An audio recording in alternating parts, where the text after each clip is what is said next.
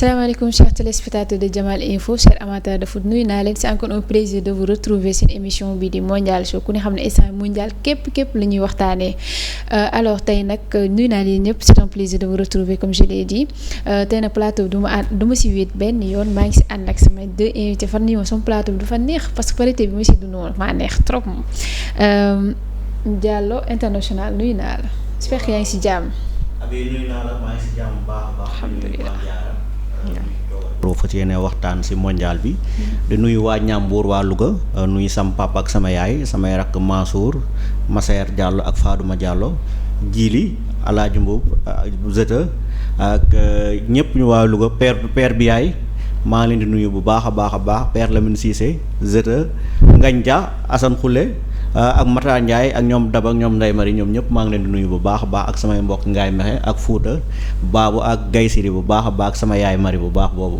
merci beaucoup Diallo maa jaajëfal bu baax a baax si wuy si wi nuyu nañu waa Louga bu baax a baax soxna Diallo nuyu naa la. soxna Abi ziar naa la. delloo ziar naa la. ni ma woowee neex na nag.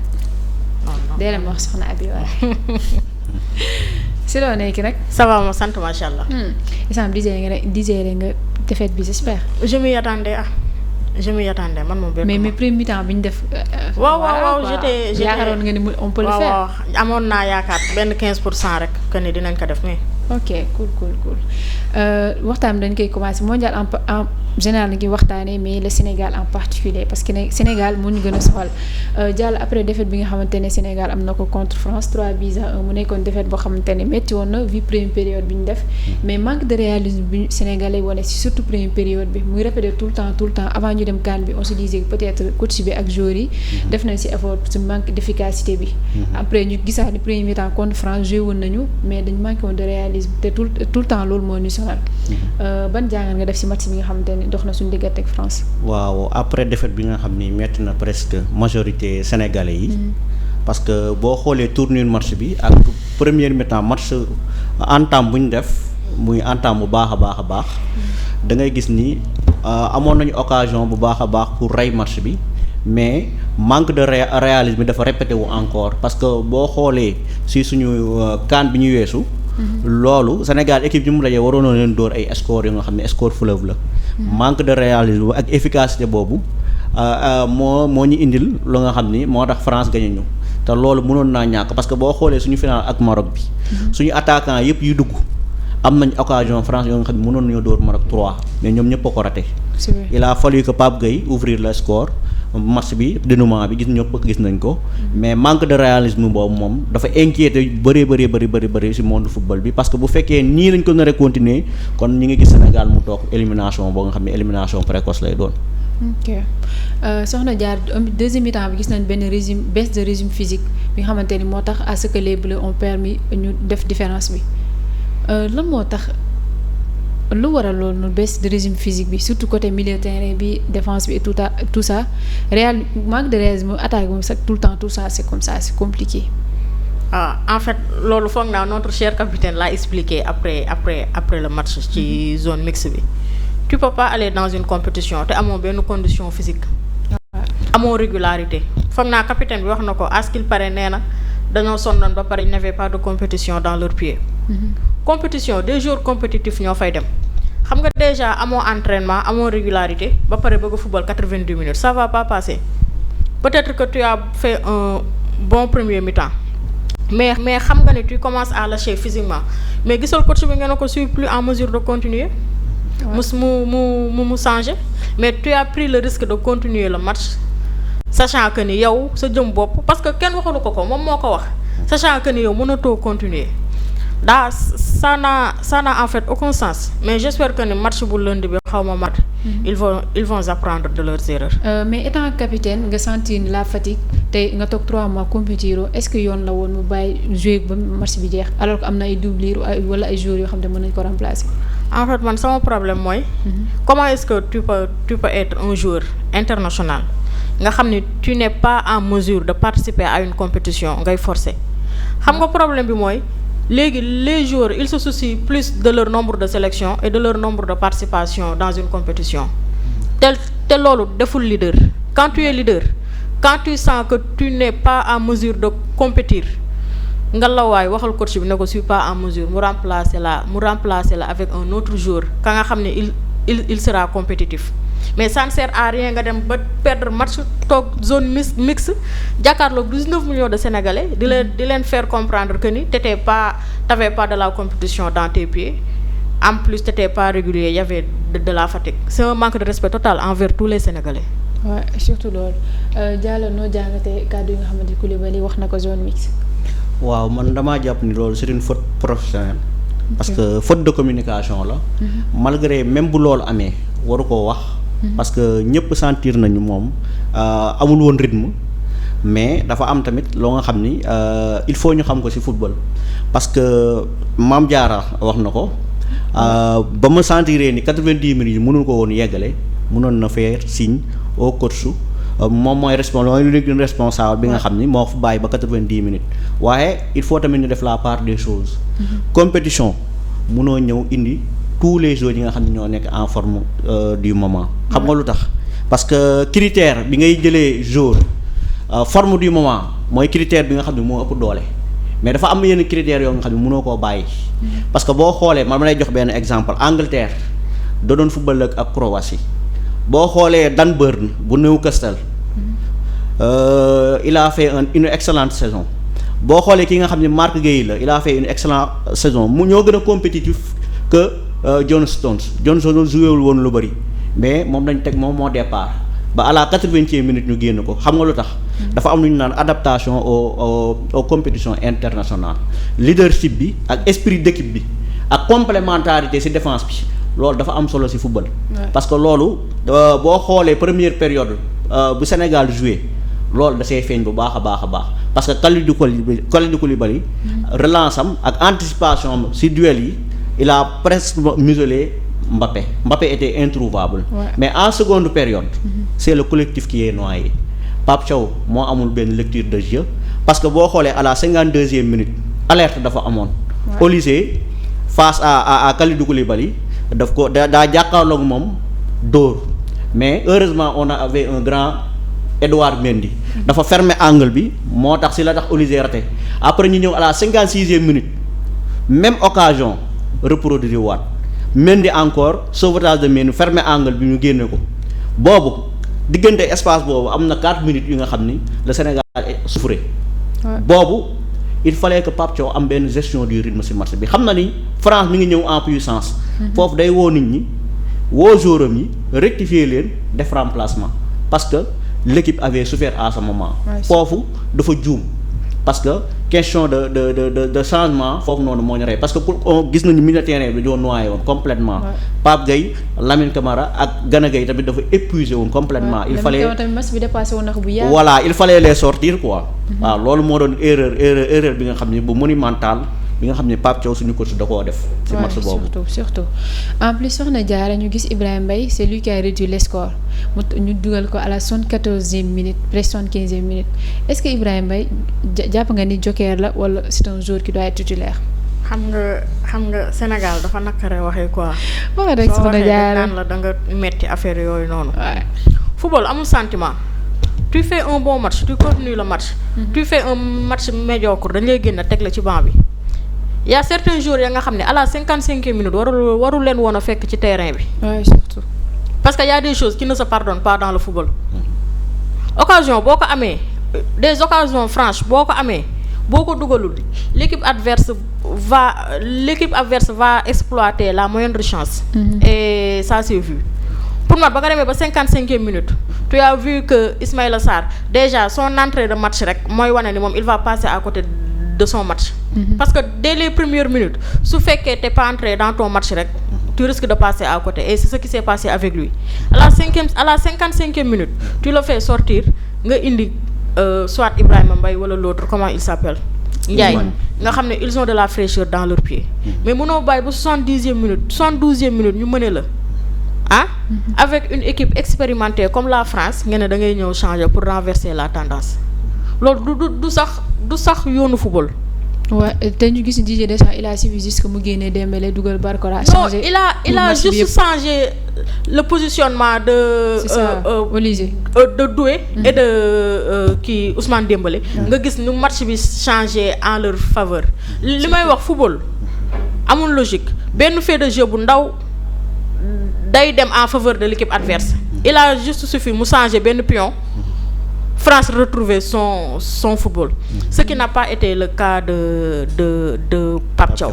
waaw moom il est trop loyal envers ses joueurs man je ne comprends pas sa façon de vouloir être trop loyal man je ne le comprends pas. mais manque de réalisme bi tout le temps c'est dû à quoi. xam nga ba te pourtant dañuy indi ay joueurs yoo xamante ni dans le club dañuy dugal mais j'ai toujours dit que mën nga indi sax benn joueur de national 1 sax wala national 2 nga ñëw teg ko mu dugal le but plus que joueur bi gi nga xam ne club am dugal bi yu bëri. xam nga dama wax pourquoi la non sélection de Mbaye Diagne ñu naan ma non et Nicolas Jackson il aide dans le jeu mais à quoi ça sert. Tu es un attaquant pointe. À quoi ça sert d'aider dans le jeu si t'es pas en mesure de concrétiser des actions ya nga xam ni. Ça peut te permettre de gagner un match. mais loolu amul benn sens en fait mieux vaut nga indi un renard ba nga xam ni il est tout le temps dans la surface moindre occasion da koy concrétiser tey boo xoolee CAN. Sénégal waroon na am au minimum 34 buts ci compétition CAN bi soo xoolee buts yu ñu raté yëpp des buts ya nga xam ne man mi nga xam ne suis resté 15 ans sans m'entraîner sax dama koy dugal ay buts y a des choses qui ne se pardonnent pas dans le football. Sénégal manque de chance bi ñu am mooy yàlla dañoo nattu ñuy taseeg ñaari équipe ya nga xam ni ils sont hyper trop dangereuses offensivement. yow loo am raté ko ñoom duñ ko raté xalaatuñ ko donc soo amee occasion Sénégal dafa amoon chance contre la France que ni à chaque fois bu amee situation offensive day nekk en surnombre parce que Mbappé rarement lay wàcc. mais ils ne l'ont pas exploité avec des ratés ya nga xam ni man je me dis comment est-ce qu'un joueur professionnel peut rater ce genre de choses mais j'espère que ni ils ont appris. de leur leçon. Est-ce que nekkul tamit manque de concentration. Je dirais pas manque de concentration parce que joueur mënul compétir. mënul jouer minimum 60 matchs dans une saison. di manquer concentration surtout que comme le cas d'Ismaïla Sarr il a joué la finale de la de la Conference League. Il est l'un des meilleurs joueurs. C'est sa meilleure saison kay en gros. Du championnat anglais cette saison donc man mënuma gëm manque de concentration chez un joueur professionnel. Manque de réalisme d'accord mais concentration mënuma ko concevoir ci un joueur professionnel ba nga xam ne da nga dem dans une compétition ba nga xam ni yow maanaam tu dois montrer à tout prix pourquoi est-ce que tu as pris la CAN. Surtout là on est d'accord. Mais se faire humilier de cette façon man on espère seulement que suñu deuxième match bi on va le gagner inchallah. C'est le 23 juin à partir de minuit heure GMT. Diallo face à une équipe comme Norvège. Ban ajustement tactique nga gis Pape Thiaw moom la war a opérer pour ñu mën a arracher une victoire parce que sinon ça va être compliqué si ñun. waaw Norvège dafa nekk adversaire bu coriace. parce que boo xoolee éliminatoire yi. dañ fay def 100% de réussite. Ils ont marqué 37 buts et encaissé 5 buts. Ils ont battu la Moldavie 11-1 et 5-0 avec 16 buts de Erling Haaland et 5 buts de Alexander Sørloth. Loolu ça veut dire que ils sont efficaces et décisifs. Loolu ça veut tout dire. Kon attaque boobu nga yor d'abord il faudra que Pape Thiaw xool yan stratégie lay def pour contenir leen parce que attaque boobu ma gis avec Antonio Nusa. dañoo nekk benn attaque boo nga xam ne dañoo mënee sa domaine yu bëri.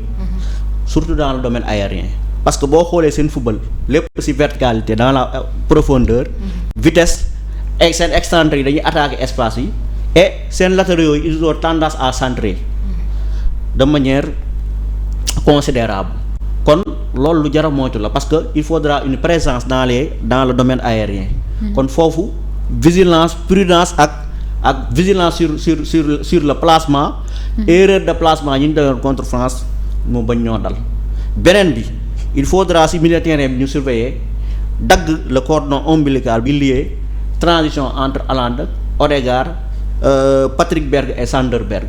parce que ñooñu nekk nañu benn milieu boo nga xam ne double pivot la ñu jouer jiital ki nga xam ne mooy Odegaard dafa am ay qualité de passe bu extraordinaire am li ñuy wax créativité kon loolu il faut suñu joueurs yi nga xam ne Pape Thiaw da leen di mettre ci milieu de terrain bi li leen daroon contre France ba ñu leen dat ñu mettre de l'impact physique ak intensité gagner duel yi bu baax a baax fexe ba Odegaard bu mu jot ci bal yi fexe ba transition diggante attaque boobu ak kii bu mu ci jot beneen bi Krépin Diatta sur le côté droit il faudra mu surveiller Antonio Nusa parce que lu tax parce que Antonio Nusa nekk na joueur bi nga xam ni non seulement dafa am ñaari qualité ci vitesse il peut utiliser sa vitesse avec un sprint il peut utiliser avec la vitesse avec le ballon sur ses pieds avec ses dribbles bu ko neexee day dugg intérieur di centrer bu ko neexee day accélérer centrer joueur bu imprévisible la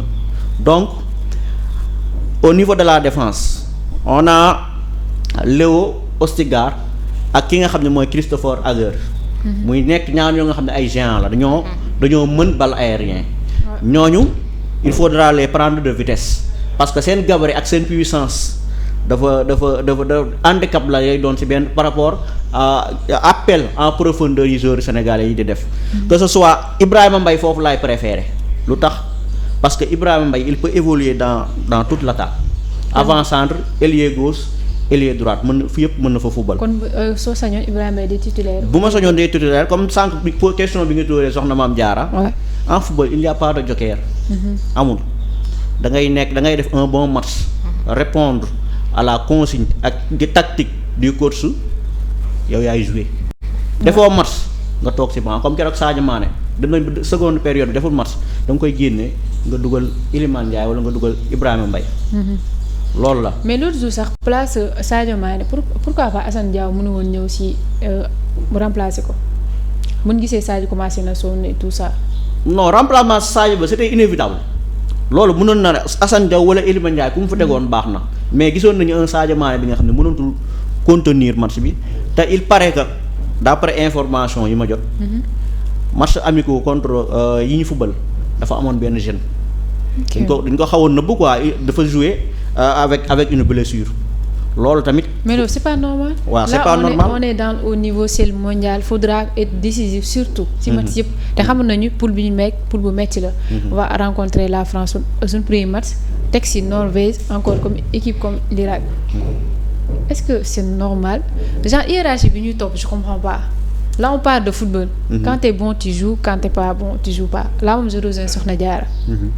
non loolu moo war a am sax. parce que boo xoolee damay jox benn exemple terre à terre. Maroc il y avait Sofiane Amrabat. moo doon jouer comme sentinelle. mais ba ay bois di ñëwee def ay performance am avec son âge am maturité dans le jeu. moom la ñu footballoo coupe du monde bi contre le Brésil.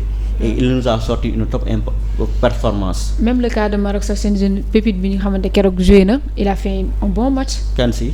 mooy bois de seen jeune milieu terrain bi. waaw il a fait une bonne prestation. ouais parce que lu tax parce que coach bi da koo mettre en confiance. surtout jël am rabat teg ko ci banc bi xam ne booy bi moo nekk en forme. parce que vu saison bi mu def ak Lille. mérité na mu teg ko ak entraînement li mu wane ci entraînement moom moo war a départ te wane na ko parce que face à Paqueta. booy bi imposé na boppam toutes les balles il les a récupérées. joué avec des transitions rapides donc il a été phénoménal donc kon football lool la joueur bu amee blessure da nga koy teg ci banc bi da nga koy préserver xam ne mënut a football ki nga xam ne moo ngi nekk en forme nga joué ko parce que sinon waruloo yóbbu 26 jours boo leen yóbbee kenn ku ne mën naa def liggéey nga xam ne sa morom mu ngi fa. en tout cas là faudra apprendre nos erreurs surtout manque de réalisme bi wax naa ci avant CAN bi après CAN bi mondial bi début bi et tout ça Soxna Diarra milieu terrain bi lan nga gis ni c'est à changer.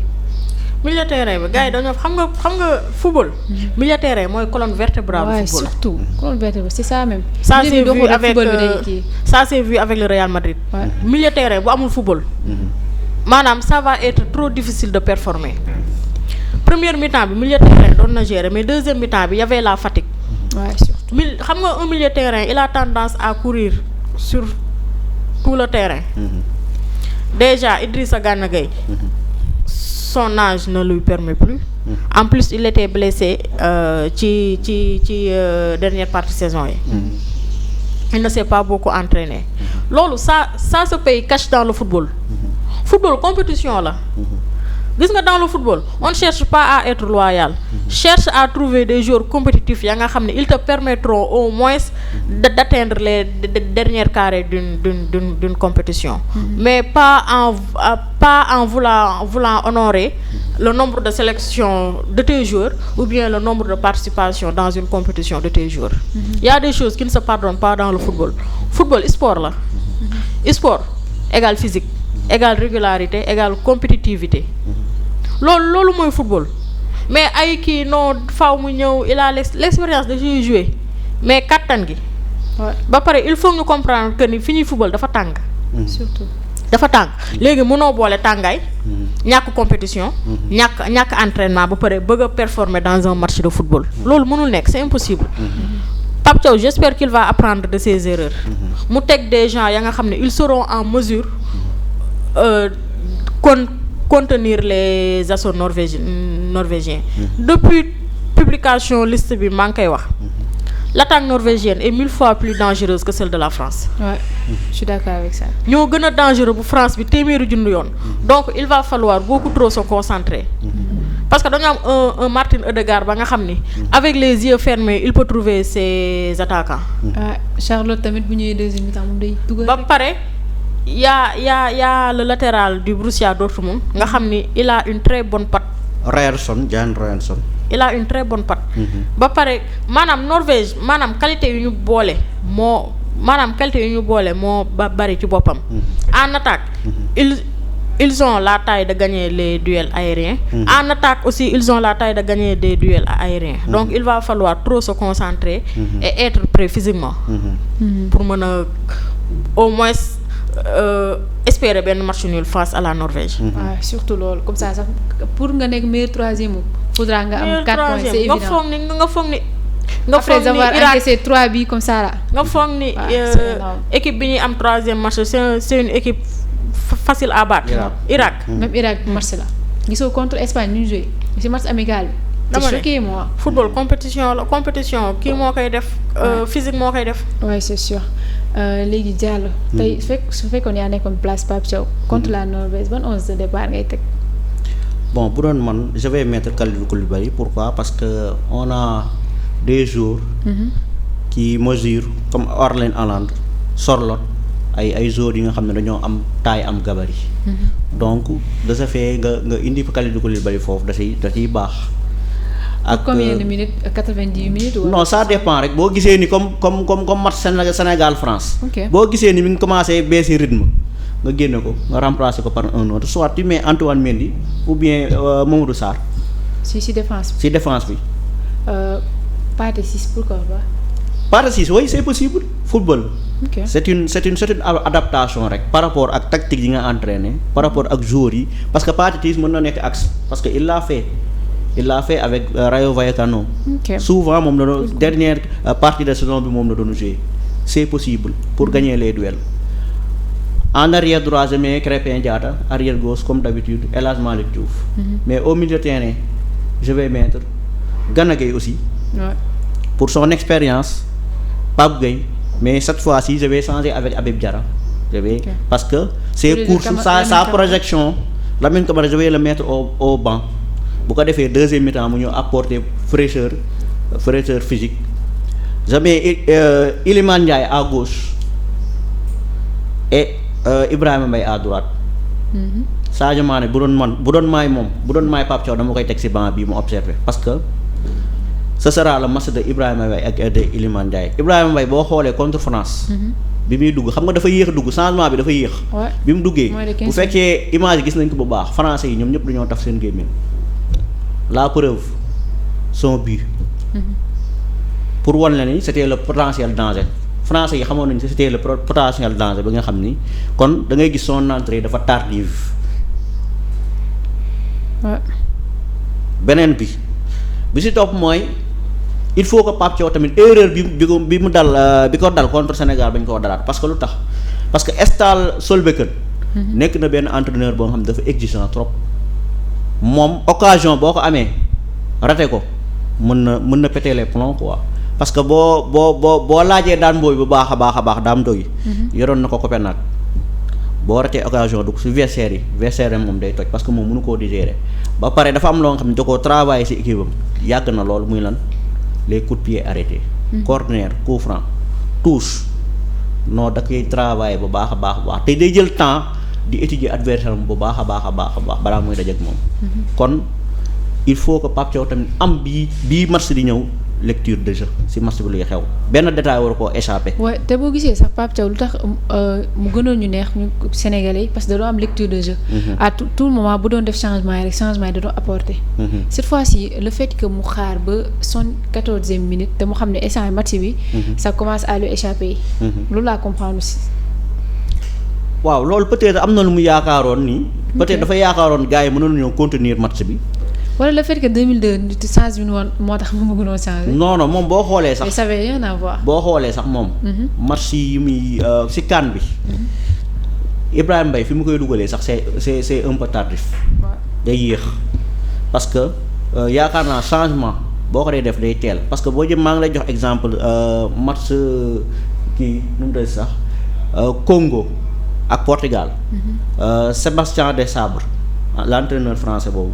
boo xoolee à la 56e minute bi mu gisee milieu de terrain bi dañoo joxe physiquement ni nga commencé bàyyi dafa apporter du 109 génn dugal Noah Sadiki apporter de la fraîcheur physique loolu da nga koy lire loolu coach da ko war a lire erreur boobu war ko dalaat. waaw loolu moom dafa leer on espère bien Soxna Diarra est-ce que d'accord nga ci 11 de départ bu Diallo bi est-ce que d'accord nga ci. dama bëgg ñu enregistrer. waaw si jamais Kalidou Koulibaly. jouer titulaire. ça va nous coûter trop cher. yéen a ngi bàyyi xel ay appelu Alan. waaw day gëmm sax di dugal. Alan le plus grave ci moom xam nga mooy lan. moom du daw comme les personnes normales de. dafay def ay jéego lay def. te Kalidou Koulibaly il n'est pas en mesure de contenir Erling Haaland de par son poids. et de par son manque d'entraînement. il n'est pas prêt physiquement. léegi koo gis mais soxna Diarra kon koo xëy teg boo Kalidou man sérénité défensive bi Mamadou Sarr di indi ci équipe bi Kalidou Koulibaly indiwu ko regardez les matchs de l'équipe nationale sénégalaise avec Mamadou Sarr. Mamadou Sarr benn sérénité défensive lay indi moom il ne prend pas de risque. mais amul rythme. non xam nga mënul ñàkk rythme ba gën a ñàkk rythme Kalidou Koulibaly moom peut-être qu'il ne jouait pas avec Chelsea mais il s'entraînait avec Chelsea contrairement à Kalidou Koulibaly. il est resté blessé 3 mois. xam nga blessure àndul ak entraînement. mais lui il s'entraînait avec son club bien vrai amul temps de jeu mais il s'entraînait. xam nga bokkut ak ka nga xam ne moom il est resté 3 mois sans s'entraîner. Kalidou Koulibaly n'est pas en mesure de contenir Erling Haaland maa ko wax fii. noté leen ko bis bu waxoon naa ko match France mais leen bis bu ngeen ko titularisé. ça va nous coûter trop cher et ça c'est vu. man j'aurais aimé nga football 4-4-2 losange. football loo Iliman Ndiaye comme au numéro 10. teg ci digg bi Pathé Ciss wala Gana Gueye nga football loo ko 45 minutes. teg Pape Gueye. Lamine Camara. kii nu mu tuddati comment il s'appelle encore le gars Ndiaye nga football loo ko 10. teg ci kaw Jackson ak Ibrahima Mbaye. défense bi nga yóbbu fa El Hadji Malick Diouf Crépin Mamadou Sarr ak Niakhaté. parce que man suis plus sereine. avec la titularisation de Mamadou Sarr. Kalidou Koulibaly amul entraînement Kalidou Koulibaly déjà dafa diis dawam. Alan su tegee ñaari jéego. dootu ko dab ci àddina te Alan face à face ak gardien. c'est trop rare nga gis ko mu daat koy raté. waaye te boo xoolee suñu bii ñu encaissé contre la France yëpp défense dañu doon yéex dañu doon tardé. ma ne ginnaaw lañu doon nekk. fekk attaque défense bi moo passive de trop. défense bi moo passive de trop. à l'image de notre capitaine. maanaam am na fa nga xam ne su fa tolloo. match bi dalay raw say tànk bu bàyyee. yow pare nga ci match bi. xoolal tacle yi mu doon def tacle ya nga xam ni. kenn xamul taakulu lan la kenn xamul taakulu lan la waaju doon def les gens vont dire que dama ko contre ma ko c'est notre capitaine. mais en matière de compétition. amul sentiment amu ci si t'es pas bien. waaw mais ni Diallo d'accord non ñoom dañoo bëgg Kalidou Koulibaly bu 2019 nekkatul Kalidou Koulibaly bu 2026. nga xam ne moo nekkoon sunu. non Mame Diarra foofu foofu dama fa d'accord ak yow parce que dama koy teg ci ay arguments yu solide. ok vas-y. boo amee ci surface de réparation boo nga xam ne da nga am un géant. buy mesurer 1 m 80 nangam muy Sorloth ak kii nu mu tudd sax Haaland. il faudra nga xam noo koy marqué dans les duels aériens. te boo xoolee premier match nu mu tudd sax Sénégal France. tous les duels aériens yi nga xam ne Kalidou Koulibaly ak joueur français am na da koo gagné. mais le football ne se limite pas à des duels aériens. beneen bi d'accord beneen bi deuxième point. il est adéquat par rapport au système tactique de Pape Thiaw dafa am complémentarité ak Niakhaté. deuxième chose beneen bi il est indispensable et essentiel boo xoolee Alain Giresse ba mu xoolee analyser match France loolu la wax ñëpp nangu nañu Kalidou Koulibaly amul rythme loolu moom dañ koy nangu mënu warul football 90 minutes mais il est indispensable par rapport ak système u Pape Thiaw parce que xamul ndax parce que il a l'expérience des compétitions internationales loolu da koo am les grands rendez-vous yàgg na ko kii gis nga Mamadou Sarr boo ko dugaloon yaa ngi seetaan nga Mamadou Sarr ak Paris Chelsea. si seetaan naa ko. Mamadou Sarr kii da koo jëlee nu mu ta l'entraîneur Strasbourg bu newoon te mu ñëwoon Chelsea. ñu dàq ko Antonio Rossignol da koo indi Chelsea. titulaire loo ko mais sur 2 matchs Mamadou Sarr a commis des bourdes xam nga lu ko waral. pression des grandes compétitions moo ko waral man loolu laa moo tax ma ragal c'est pas que Kalidou Koulibaly dama ko bëgg non bu ma amoon Malang Sarr man si suñu défense bi comme dama koy jël xam nga tax ma koy jël. parce que dama leer ne man course bi nga xam ne Mbappé def na ko keroog jaar suñu défense bu doon Malang Sarr dina ko couvrir dina accélérer topp ko man loolu leer na ma léegi lu tax mu kii course boobu pourquoi est-ce qu'il a réussi sa course Kylian Mbappé sur le premier but waaw parce que Mbappé noonu lay def non il dafa am habitude am xam nga ma am habitude Mbappé course croisée n'importe quel défenseur ci monde bi n'importe quel défenseur surtout dalay romb waaw n'importe quel défenseur surtout quand tu n'as pas de la compétition dans tes pieds surtout quand tu n'as pas assez d'entraînement mais sur l'action là action boobu noonu Kalidou Koulibaly n'est pas fautif de qui est fautif alors Sadio Mané Gana Gueye ay Niakhaté ñooy fautif sur le deuxième but Pape Gueye est fautif nee ma pourquoi te pourtant gisuma sénégalais yu bëri indexé ko gis nga action avant action deuxième but bi di ñëw c'est 3 balles perdues de Pape Gueye benn bi Olivier moo ko siif mu naroon transformé en occasion de but 3 balles perdues de la part de Pape Gueye te gisuma sénégalais yu bëri indexé du doigt ñu jël Kalidou Koulibaly bëgg ko indexé du doigt fële y a pas de concentration parce que lu tax gis nga Niakhaté action bi Niakhaté mi ngi joxe du doigt kii Ousmane Dembélé Gana Gueye il est resté bougé wul Sadio Mané deful pressing mooy li ngeen doon wax rek ñoom génération boobu noonu amuñu rythme te dañoo waroon génn à un moment donné ci match bi ñeneen ñëw. C'est le prix à payer à vouloir être trop loyal. Mais c'est mais est-ce que Pape Thiaw est loyal. Il a voulu être loyal. parce que am na choix yu nga xam ni entraîneur da koy def. yow di nga am impression ni kii da koo def ci ay coloré mais fekk du loolu parce que dafa am yoo nga xam ni ce sont des stratégies ce sont des choix tactiques yoo nga xam ni yow mi nekk à l'extérieur mënoo koo xam parce que à l'entraînement gis nga la tanière ak équipe nationale bu mu mënti doon dafa am joueurs yoo nga xam ne mën nañu performant en club loolu bu ñu ñëwee équipe nationale duñu performant comme le cas de João Pedro en Brésil. C'est le meilleur buteur de Chelsea. Il a 8 sélections en équipe nationale ni but ni passe décisive ni impliqué dans les buts du Brésil. C'est pourquoi il n'a pas été sélectionné.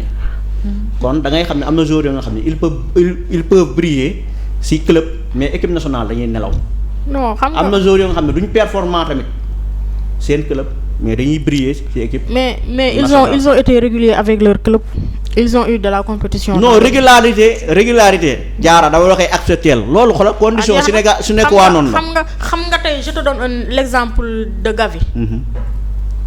Pourquoi est-ce qu'il a été sélectionné? Gavi. waaw pourtant nag il n'a pas été régulier mais.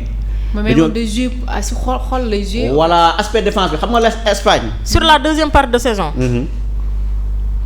Il a grave apporté au FC Barcelone. su fekkee ne joué première partie de saison. Il a grave apporté au FC Barcelone dans leur entrejeu. D'accord. xam nga performance dañ koy tegee nii de côté. ñëpp gis nañ ni nu mu tuddati comment il s'appelle encore notre attaquant pointe le numéro 11. Jackson Nicolas Jackson. Il n'est pas aussi performant avec le Bayern Munich. parce que amul temps de jeu bu bëri. Parce qu'il ne marque pas. Aucune équipe au monde ne va prendre le risque. Pourtant nag il a été performant. Aucune. En tant que remplaçant ñaata but la dugal. En tant que joker. Il a raté plus qu'il en a marqué. En un temps de match. ñaata but la dugal. Il a raté plus qu'il n'en a marqué. mais loolu day am ci football. day am ci football xaaral ma jox la benn exemple day am ci football. est-ce que benn coach je sais pas coach boo xam ne pour juste muy xool. muy voilà man damay laajte. est-ce que perso quoi. est-ce que Pape Thiaw entraîné na bu baax a baax focalisé wu na ci le réalisme. pourtant dem nañu États-Unis 15 jours avant suñu joueurs yi tabaski wuñ sax Sénégal. voilà raison de plus nag moo tax Sénégal warul woon am problème. France moo waroon am problème parce que ñoo fa jiitu adaptation au climat. voilà xam nga Sénégal lu tax muy am jafe-jafe. parce que le coach n'a pas voulu tester son effectif type pour les matchs. waaw d'accord naa amico. da ko nëbb. amico. mënoo ñëw dans un match préparatoire xam nga match préparatoire c'est total ça n'a rien à voir avec un match amical. Ça n'a absolument rien à voir. Tu as deux matchs préparatoires. Qu'est-ce qui t'empêche de mettre ton effectif type. Même bu dee 45 minutes wala 50 minutes. nga xam les choses à améliorer. fan la faay yi nekk lan nga war a changer. mais il ne l'a pas fait. Il a pris le risque de soi-disant cacher son. koy nëbbu ton effectif. moo jaaxal France. tu vas dans une compétition. da ngay nëbbu sa effectif d'accord. nga war a football ak France. Tu crois que les Norvégiens ne vont pas envoyer quelqu'un pour qu'il étudie ton jeu. Et les Irakiens. non dañ koy def surtout stade sol kon maanaam amul benn sens ngay nëbbu ton effectif ba nga xam. Pape Thiaw maanaam moom. man je sais pas xaw ma mondial bi ñu ko yóbbu daf ko dépassé xaw ma je sais pas quoi et pourtant c'est un bon entraîneur. Pape Thiaw il a l'habitude il avait l'habitude sax laay wax parce que contre France keroog defu ko. Il avait l'habitude di defar ses erreurs. ndax moom ay erreur am su gisee da koy teel a def. mais l'autre jour. xëy na aussi. amul lecture de jeu en fait. xëy na aussi dañ ko mystique keroog. kii c'est non kenn xamul. Parce que je peux pas concevoir nga gis ni Sadio Mané doxul. Ismaïla Sarr doxul. Gana Gueye il commence à être fatigué. Kalidou Koulibaly doxul. Pape Gueye idem. 5 jours sur tes 11 jours. Tu as voulu faire l'orgueil. Ne da nga leen fii bàyyi. te nga xam ni défense attaque France bi. maanaam ñoom ñëpp ay melax lañ. Doué Mbappé Olysée. tey soxna Dia lu si gën a bizarre dagguma la journaux yi bu ñu xëyee la laa gis 45 minutes de rêve. 45 minutes de cauchemar. Le football ne se limite pas à 45 minutes. wallaahi. mais dëgg la sur ce côté le football moom dëgg la il faut une concentration de 90 minutes. loolu defuñu ko. mais loolu suñu problème la mës a nekk de Sénégal. tout le temps même avant ñuy jël CAN sax. ñun comme ça duñ doon jouer. dañuy imagine ñu dugal premier bi ñun ñu njëkk a dugal. dañuy bàyyeeku comme si match bi jeex fekk jeexul. effectivement loolu yàgg na ci Sénégal de. depuis toujours. mais nag il y a du positif. xam nga lu tax parce que gëj nañoo gis Sénégal def entame match bu baax. waaw ça c'est loolu fii dañuy reconnaître ni match bi jàll Sénégal def na ko. peut-être manque de réalisme boobu. gis nga au niveau bi comme ni ko soxna Maam Diarra waxee lan fan mooy différence entre Sénégal ak yenn joueurs yi nga xam ne de classe mondiale la. dañoo efficace ba pare décisif. ñun suñu joueurs yi ils ne sont pas efficaces mais ils sont parfois décisifs. Ils sont rarement décisifs. waaw ils sont rarement décisifs loolu mooy problème mais tamit le football ne se résume pas si Nicolas Jackson kese moo war a dugal. non il faut travailler. nga def joueurs yi am capacité nga xam ne kenn ku si ne mën na dugal pare corner yi joueurs yi nga xam am nañ taay ñu dem defaru bu baax di mbëkki nag. voilà loolu c'est important loolu nag c'est un long travail xam nga lu tax gis nga en football moderne. dafa am lu ñu naan spécialisation. sur les coups de pied arrêtés. boo xoolee kon par exemple David Ancelotti. boo xoolee Real bi muy jël finale Ligue des Champions contre 2022. contre Bayern loolu da ko expertise am. moo tax loolu Real Madrid qualifié kii mi. il faut tamit aussi des experts en touche. loolu ay détails la xam nga ñun sénégalais yi farata boo ko waxee sax nit ñi reetaan la. dañuy jël des experts en touche parce que xam nga lu tax. parce que tubaab yi dañoo jàpp ni touche ça peut se créer c'est une occasion bi nga xam ne mën na créer en occasion de but. bien sûr kon dañ ciy appliquer surtout les touches à la rémoise loolu longue touche te Norvège. da ciy travailler bu baax a baax a baax a baax. avec leurs deux latéraux. voilà man mënu xam nga laa mënul concevoir. yow tu as essayé 2 fois de tirer les corners ça ne marche pas qu'est-ce qui t'empêche de les jouer à 2. Qu'est-ce qui t'empêche de les jouer à 2. mais tu vas vouloir s'efforcer à centrer. da ngay centrer joueurs yi duñ ko mbëkk. ils ne sont pas bien préparés sur les coups rarement le Sénégal di dugal coup de pied arrêté. rarement très rarement lañ koy dugal. Kalidou Koulibaly wala Ablaye Seck koy dugal doon duggee ci suufu Nico Jackson. c'est comme si moom la doon garder. déggoo li ma la wax. football. moindre détail day compter. dëgg la moindre détail. dëgg la day compter mais tamit il faut que joueurs sénégalais tamit ñu épauler leen benn instant. ñu am mental bu baax ak lucidité pour transformer les occasions de but. xam nga lu tax dama lay jox benn exemple boo jëlee Jonathan David. mu nekk Canada. toog na septembre 2025 la toog. ba tey ma lay wax nii avant muy dugal triplé mu dugalul bi xam nga canadien lan lañ doon wax Jesse Marsch. kii bëgguñu ko suñu équipe. na toog banc parce que du dugal Jesse Marsch xam nga lu mu leen wax xam naa li may def tey leen kii c'est un buteur mais il nous a donné raison hier. parce que il nous a. avec la Manita il nous a fait un triplé. gis nga football. football soo jouer football soo bëggee dugal su fekkee da nga bëgg dugal. il va te falloir un renard des surfaces. dëgg la. te loolu moo ñu manqué. kan la ñu un renard de surface. attaquant d'instinct buteur quoi wax dëgg la amuñu ko. ka nga xam ne day am instinct buteur. je te donne l'exemple de je te donne l'exemple de José Lu. Real Bayern 2024. s'il n'était pas un attaquant tueur. maanaam du xalaat ni sax Manuel Neuer day relâcher bal bi. day def comme Kylian Mbappé. des au en dëgg la attaquant foog mu am clair. waaw faa nga am instinct buteur. mais suñu attaquant yi amuñu instinct buteur. même li Messi l'a fait l'autre fois. mooy si deuxième but Argentine bi. gis nga. bien vrai que ni bal bi rek mu ñëw kii ko. bien vrai que ni Nicolas Jackson. il est trop bien ballon pied. mais instinct buteur la amul moom instinct buteur la amul. surtout fu mu war a door dugal.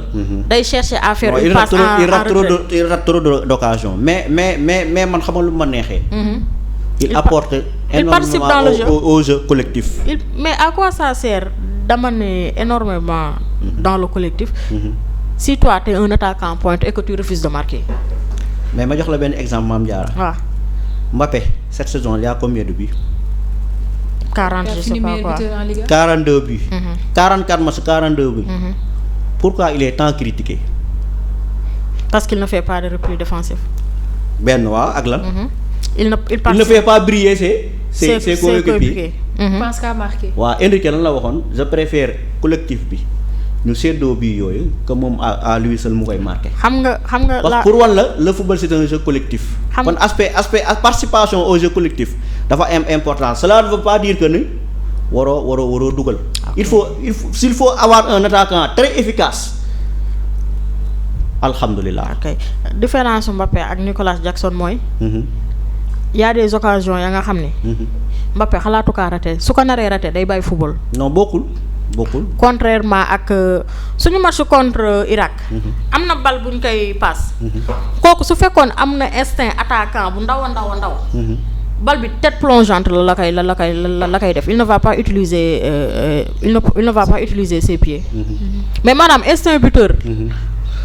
il est moo tax ma ne contre Norvège. nañ football 4-4-2 avec 4-4-2 losange avec Iliman Ndiaye comme étant un numéro 10 nga xam ne dina mën a alterner ci digg bi.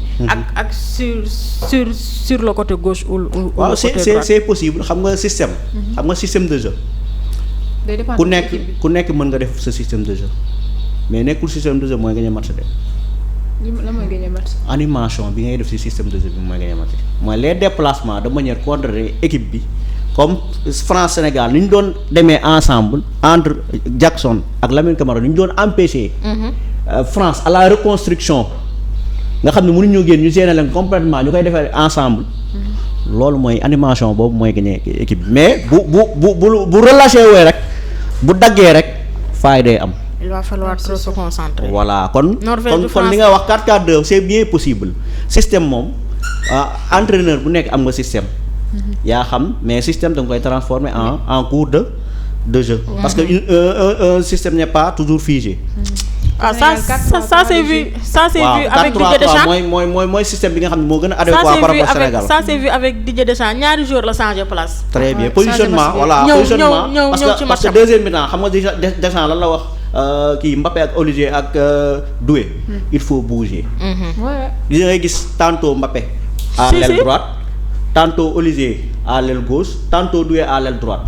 léegi nag permutation boobu éternel di bu déplacement yooyu moo indi benn déséquilibre ci suñu défense bi nag ñu réer complètement ñu réer c'est ça ñu réer complètement te ma wax la lenn Olivier bi ñuy passe bal bi même ñi doon commentaire match bi yaakaaruñu woon Olivier day passe foofu bal bi. man de je voyais bien la passe. je voyais trop bien la passe. gisoon nga ko. billaahi wallaahi kon yow mën nañ la féliciter yow moom kon expert. maanaam xam nga ci lan la ñuy jouer. xam nga ci lan la ñuy jouer. maanaam ci poids défense bi. dañoo testé 3 fois gis ni la défense. elle commence à être passive. ñu commencé di dugal des passes en profondeur. bien dama lay ajouter foofu sax li nga wax Emmanuel Petit xam nga lan la wax.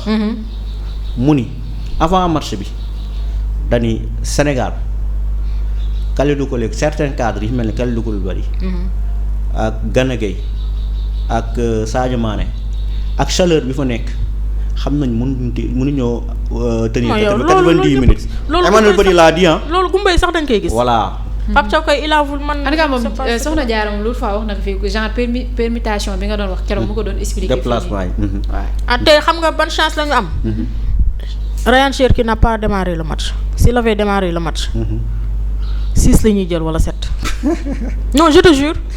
waaw c'était possible parce que Cherki moom c'est un génie. parce que défense bi xam nga tu peux pas aller dans une compétition. 7 ou 6 de tes défenseurs. Seuls 2 défenseurs ont été réguliers. ont joué de manière régulière en deuxième partie de saison. xam nga CAN bi mënul bokk ak mondial bi parce que CAN bi en janvier. presque tous les joueurs avaient du temps de jeu. avec leur club. en plus nga ñëw mondial commencé. Pape Abdoulaye Touré Pape Abdoulaye Seck. su ma juumalee seen championnat jëm na depuis mars. nga ñëw indi Kalidou Koulibaly. il était blessé. nga indi Krépin Diatta nga indi Mamadou Sarr. nga indi Moustapha Mbow. mais xam nga ce qui m'énerve le plus. mooy le fait qu'il ait retiré Moustapha Mbow. Ouais. parce que c'était énorme aussi. xam nga. mënoo jël le risque de jouer avec des défenseurs ya nga xam ni. amuñu compétition. te on ne juge pas un joueur sur un seul match. on ne le fait pas. peut-être que Moustapha Mbow il a joué avec la peur de ne pas décevoir parce que c'était sa première sélection. mais ñëpp xam nañ ni il a été l'élément essentiel du Paris FC. non foofu dama fiy d'accord ak yow parce que Sénégal yu bëri bi Moustapha Mbow dafay prestation bi. ñëpp a ngi koy indexé du doigt naan bu mu ñëwaat sélection foofu dama ni ñu def attention. ñu leen c'est un excellent défenseur. peut-être nag ak fi mu duggee on nous a mené fi mu duggee pression internationale ci grande compétition yi. dafa peser wu foofu. mais choix bi ko Pape Thiaw def peut-être moom xam na lu tax mu def ko mais man bu doon maay Pape Thiaw sa liste ba damay indi Malang Sarr peut-être nag lu tax indiwu ko. non moom nee na réserve la ko yóbbu xanaa déggoo ko. nee na réserve la yóbbu Malang Sarr Malang du joueur bu ñuy yóbbu réserve. xam nga lu tax parce que boo xoolee compétition bi mu def. ak Lens. ak saison bi mu def bokk ci équipe type de la saison. da ngay xam ni kii c'est un grand défenseur. te boo demee Lens ñu ngi koy woowee monsieur interception parce que toujours day am temps anticipé ci attaquant yi parce que courageux na à maintenir Kvaratskhelia Dembélé ak Barcola yoo nga xam ni par ses courses Malang dafa gaaw par ses interventions par ses duels aériens il est dafa am lu ñu naan une rigueur défensive ba pare. boo xoolee Lens cette saison après demi-saison 18 journées boo xoolee bii relance yëpp encaissé ci côté droit bi la jël jaar mu ko ci côté Malang. kon da ngay xam ni il fait partie de l'équipe type de voilà de la saison da ngay xam ni kon kooku amoon na fa place. xam nga voilà ki ñuy éliminer nag mu bokk ci mu bañ a bokk ci 26 moom Pape Thiaw ko xam mais da ngay sentir ni compétition bii ak fi mu toll boo bëggee am dara il faut nga jël ay défenseurs yoo nga xam ne am nañu compétition. xam nga looy xamee ne sénégalais yàlla toppeewu ko dara. sénégalais yàlla toppeewu ko dara ay moomin lañ comme ni ñu koy waxee. il disait que ni waaw bëgguñu donc on ne va pas le sélectionner ba match Sénégal bi jeexee. il critiquait tous pourquoi est-ce qu'il n'a pas été convoqué. non dëgg la. nga ñëw Bara Sapoko Ndiaye. ci nekk moominu sénégalais. bañ ko sélectionné. il disait il n'a même pas 120 minutes dans ses pieds pourquoi est-ce qu'il a été sélectionné. il a suffi mu def benn match rek ñu changé. il a suffi mu def benn match. mais on est bizarre au fait. ñu changé leur discours. dëgg la toujours kenn du ko juger. sur un match. dëgg la. jour kenn mënu ko juger sax sur une sur leer la. saison entière ba nga koy juger sur benn match. daa mel li ma waxoon publication liste bi laay waxaat. ce gars il va comprendre que ni la loyauté ne va pas gagner une compétition. ça c'est sûr ma bàyyi la ngeen tàggatoo Moussa nee na waxtu bi dab nañu. waaw Habib maa ngi lay vraiment remercier di la wax am naa mbégte contentement waxtaan bi neexoon na lool ak di remercier tamit Mame Diarra tamit gis nañu moom experte la en la matière di remercier Jamal bu baax a baax di nuyu tamit mami di nuyu sama yaay sama papa di nuyu ñoom Jili Alaaji Mbuub Ngañ Dia Sengaan Baaxum Ibu Ndaw ak Matel Diallo Fati ak waa Tim Kara ak waa Karawoy maa ngi leen di nuyu bu baax a baax doyen Ndiaye ak waa école Guy Mbët di leen nuyu bu baax a baax ak waa Louga ku lim juum ñoom Zeta ñoom Vito ñoom ñëpp maa ngi leen di nuyu bu baax a baax ak Massaer Diallo sama mag mu nekk sa bitim réew maa ngi koy nuyu bu baax a baax di leen wax daal kontaan naa bu baax a baax émission bi neex na macha allah. maa la gën a kontaan bu baax merci beaucoup Diallo soxna Diarra. soxna Abi. waaw kon ñu merci beaucoup ma bàyyi la nga tàggatoo. waaw ñu wut ay fruits ak soow rek saraxe mardi incha allah. bi yoon wax naa Sénégal duñ lekk fruits bi yoon Sénégalais jëndal ak ndox bu bari incha allah na ma tegtal maa ni ko mu ni ma jëndal fruits ma ni ko Sénégalais duñ lekk fruits mu ni ma kon dañ jënd ndox. Sénégalais kon jëndal les fruits. fallait ñu kii ko de Diallo ce fut un plaisir de partager le plateau avec toi. macha allah. yàlla na yàlla def jàmm. amiin soxna Abi. kon ba lundi incha allah bi. waaw kay lundi ñu kiiwaat incha allah. merci beaucoup maa leen jaajëfal bu baax a baax di jaajëfal téléspectateur Jamal Info ñu nekkoon ci commentaire et tout ça Moussa am na benn information bu ma gën joxe waa kay sama waa team Tivaouane ñooy organiser méga gala 3e édition le 21 juin stade Kouli Tivaouane match bi nag c'est entre footballeurs professionnels yi ak sélection de Tivaouane man xam naa sélection bi laay faral je vais pas supporter les footballeurs en tout cas. affiche baa ngi noonu. waaw. sama jabar ji nee na ma jox ko dédicace. pël la quoi xam nga joolaa moom pël la. waaw nee na moom kër maa ngi xaar sama dédicace. ay sotu dédicace ko après ma continuer. Chéri Junior Boy. très bien message bi ñëw na. yàlla na gaaw am ñetteel incha allah. su fekkee mooy saraxu équipe bi. allah yu ñaar ak jigéen nu mu gën a bañ nag sax na. non day ñëw. waaw Abi nga may ma profité rek tamit bëggee Pogba mi nga xam ni sama waay la ak Momo ñi nga xam ni ñoom ñu ngi may jàppale bu baax a baax gis naa seen liggéey ñoom Tafa Sis ñoom Galas. ñoom Temps Adel ñoom Cécilia Issa Ndiaye ñoom Ndeye ñaa ngi leen di gërëm bu baax a baax ñoom Zeta ñoom Assane Khoule Ngañ ñoom ñëpp maa ngi leen di gërëm Sengaan Baaxum Ibou Ndaw ñoom ñëpp daal gërëm naa leen parce que ñu ngi may jàppale bu baax a baax di ma dooleel di ma conseiller ak Père Biaye Père Lamine Cissé ñooñu daal awma seen fay. incha allah merci beaucoup kon nag Diallo nuyu na leen remercier na leen aussi kon nag population Tivaouane yi ñëpp woo nañ leen ci stade de Kouli le 21 juin incha allah méga gala football match méga gala en tout cas daal match bàyyi noonu affiche bàyyi noonu footballeur pro yi ak sélectionneur de tir maanaam déjà kii laa faral sélection bi laa faral merci beaucoup Moussa maa ngi lay yow mi nekkoon ci régie maa leen jaajëfal bu baax a baax.